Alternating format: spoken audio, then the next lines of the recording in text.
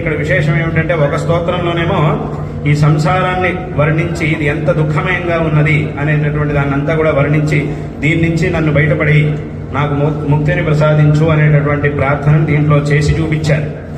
అలాగే ఇంకో స్తోత్రంలో ఈ లక్ష్మీనరసింహ పంచరత్న స్తోత్రంలో ఏం చేశారు అని అంటే ఈ సంసారం నుంచి బయటపడడానికి ఏ జ్ఞానం అయితే మనకు కావాలో ఆ జ్ఞానాన్ని దీంట్లో చూపించారు.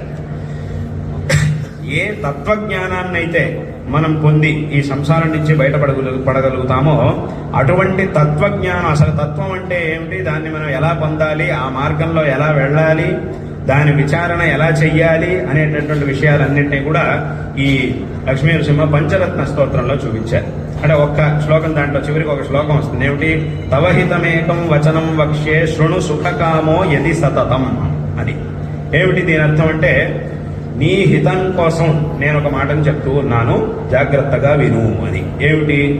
నిజంగా నీకు గనక సుఖాన్ని పొందాలి, శ్రేయస్సుని పొందాలి, ఈ సంసారం నుంచి బయటపడాలి అనేటటువంటి ఆ కోరిక కనుక నీకుంటే నీ హితం కోసం నేను ఒక మాట చెప్తాను, విను అన్నారు. ఏమిటి అనంటే, స్వప్నే దృష్టం సకలం హి మృష జాగ్రత్త చ స్మర తత్వదితి.